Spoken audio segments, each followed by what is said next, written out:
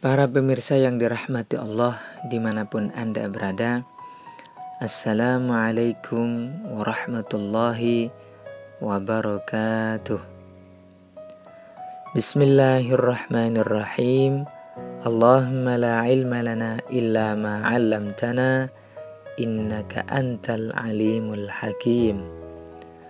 Allahumma rabbi shrah li sadri wa yassir li amri wahlul 'uqdatam min lisani yafqahu qawli. Allahumma shalli wa sallim ala sayyidina wa maulana Muhammad. Kali ini kita akan membahas tentang hal-hal yang dapat mewajibkan mandi besar atau dalam bahasa Arab dikenal dengan al-ghusl.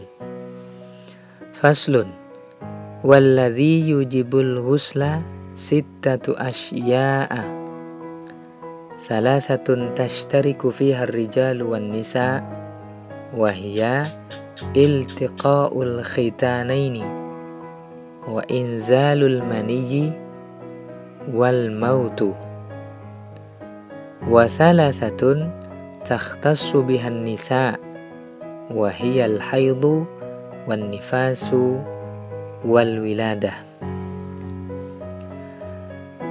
Perkara yang mewajibkan mandi besar itu ada 6. 3 diantaranya berlaku untuk laki-laki dan perempuan, yaitu pertemuan kedua jenis kemaluan atau persetubuhan, kedua keluarnya sperma, dan ketiga kematian, kecuali orang yang mati itu mati syahid. Sedangkan 3 lainnya khusus untuk perempuan, yaitu pertama haid, kedua nifas, ketiga melahirkan atau wiladah. Fasal berikutnya adalah tentang fardunya mandi. Faslun, wa faraidul ghusli salasatu asya'a an-niyyatu wa izalatun najasati in kanat ala badanihi wa isalul ma'i ila jami'i sya'ri wal basyarah. Fardunya mandi itu ada 3, yaitu niat, menghilangkan najis yang terdapat pada tubuh, dan meratakan air ke seluruh rambut dan kulit tubuh. Adapun sunnah-sunnah mandi itu adalah wasunanuhu khamsatu asya'a at-tasmiyatu wal wudu'u qablahu wa imrarul yadi 'alal jasadi wal muwalatu wa taqdimul yumna 'alal yusra. Hal-hal yang disunahkan dalam mandi itu ada 5, yaitu baca bismillah, wudu sebelum mandi, dan menggosok seluruh tubuh dengan tangan. Kemudian bersambung atau susul menyusul dan mendahulukan bagian anggota tubuh yang kanan daripada yang kiri. Itulah sunnah-sunnah mandi besar. Fasal berikutnya adalah tentang macam-macam mandi yang disunnahkan.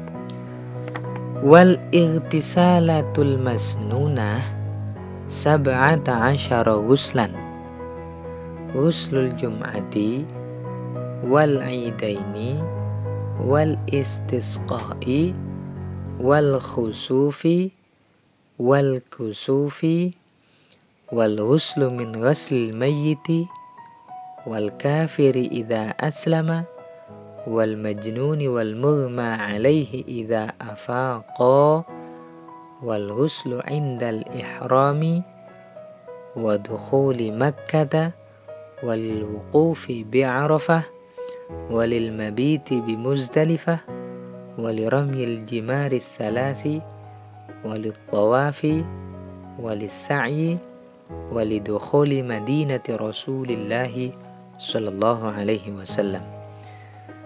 Jadi macam-macam mandi yang hukumnya sunnah itu ada 17 macam, yaitu mandi karena untuk melaksanakan sholat Jumat, mandi karena untuk melaksanakan sholat Idul Fitri maupun Idul Adha, mandi karena untuk melaksanakan sholat istisqa, yaitu sholat yang dilakukan untuk memohon hujan kepada Allah, mandi karena untuk melaksanakan sholat gerhana bulan atau gerhana matahari, mandi sehabis memandikan mayit, mandi bagi orang non-muslim apabila sudah masuk Islam, mandi bagi orang gila apabila sudah sembuh, mandi bagi orang pingsan apabila sudah sadar, mandi saat akan melaksanakan ihram, mandi saat akan masuk Mekah, mandi saat akan wukuf di Arafah, mandi saat akan menginap di Muzdalifah, mandi saat akan melempar jumroh yang 3, mandi saat akan tawaf, mandi saat akan sa'i, dan terakhir mandi saat akan masuk kota Madinah. Kemudian fasal berikutnya yaitu tentang mengusap stiwal atau dalam bahasa Arab dikenal dengan nama khuf. Faslun. Wal mashu 'alal khuffaini jaizun bi thalathi syara'ita ay yabtadi'a lubsahuma ba'da kamalit taharah wa ay yakuna satiraini limahallil fardi minal qadamaini wa ay yakuna mimma yumkinu tatabu'ul masyi 'alaihima. Mengusap stiwal yang suci tentunya saat berwudu itu hukumnya boleh, tapi dengan 3 syarat. Pertama,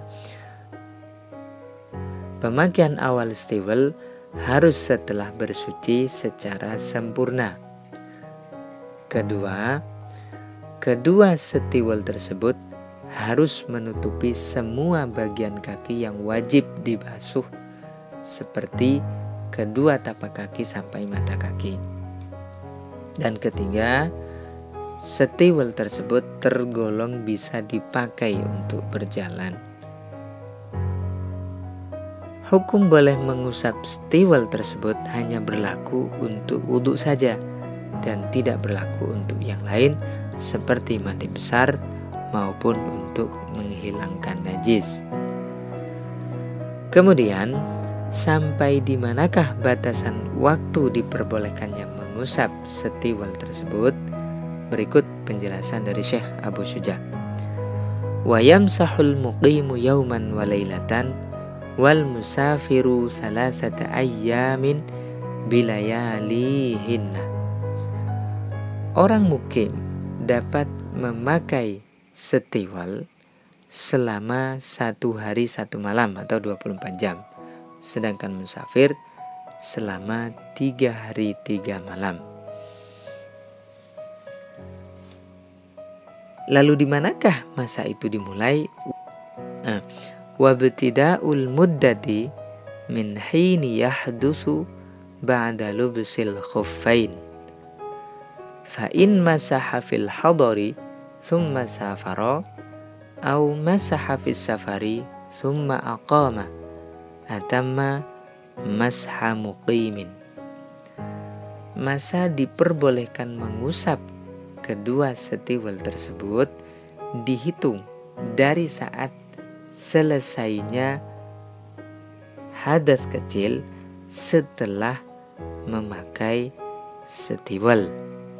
Jadi bukan pada saat hadas dan juga bukan pada saat mengusap kedua stiwal. Selanjutnya, apabila seseorang mengusap stiwal tersebut di rumah, kemudian bepergian, atau mengusapnya di perjalanan, kemudian bermukim sebelum lewat sehari semalam, maka ia harus menyempurnakannya seperti apa yang berlaku pada orang yang bermukim. Wa yabtulul mashu bi thalathati asya'a bi khal'ihima wa inqida'il muddati wa ma yujibul ghusla. Mengusap stewel itu akan menjadi batal karena 3 hal. Pertama, melepas kedua setiwel tersebut atau salah satunya. Atau bukan melepas tetapi terlepas dengan sendirinya. Itu juga dapat membatalkan kebolehan mengusap stewel. Kedua adalah habisnya masa. Sehari semalam bagi yang bermukim dan 3 hari 3 malam bagi orang yang bepergian atau musafir. Dan ketiga, sebab datangnya perkara-perkara yang mewajibkan mandi besar. Demikian pembahasan kali ini. Wallahu a'lamu bissawab. Semoga dapat bermanfaat. Akhiran, wabillahi taufiq wal hidayah. Wassalamualaikum warahmatullahi wabarakatuh.